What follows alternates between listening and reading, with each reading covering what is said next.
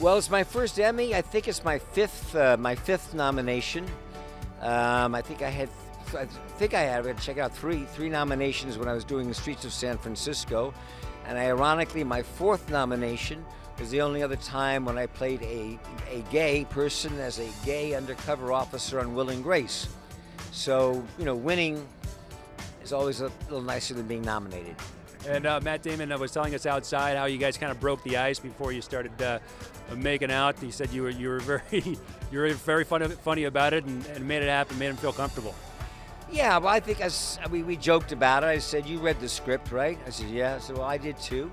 And it's when you're acting, it's not what people think it is, especially with love-making scenes. So, this is going to sound weird, but being a man or a woman, we're doing the best we can. We're acting and just pulling it off the best I can. But he's such a good actor. He's such a professional, and I really would not have this were it not for the great work that he did. It was a touching speech and very, very funny speech when you were talking about Matt. But then you started talking about your family and your son, how you were hoping to see him soon. Can you tell us a little bit more about that? Well, my son Cameron is in federal prison. He's been, unfortunately, a drug addict for most of his life and was arrested for dealing drugs. He's a nonviolent offense, but unfortunately in prison it's as easy to get drugs or easier than it is on the street. And so he's had a couple of little slips, and part of that makes him get punished. So he spent almost 2 years in solitary confinement, a total of 2 years. And part of his punishment is his family is not allowed to see him for 2 years. And it's been just about a year now. And obviously we're working hard at trying to see him.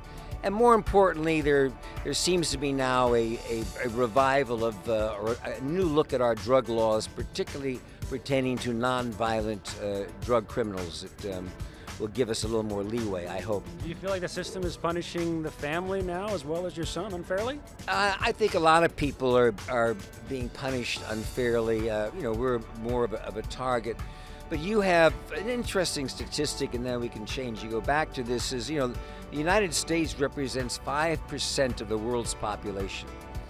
We have 25% of the world's prisoners. And we have over 500,000 people in jail for nonviolent drug offenses, some of them for very, very long periods of time. And I think we've just generally found this is not the way it's working, and hopefully we're going to see a revival. You mentioned your wife, Catherine. You wanted to thank her tonight. Do you think is she watching tonight? I think so. I hope so. She got back in time. She's with the kids, yeah.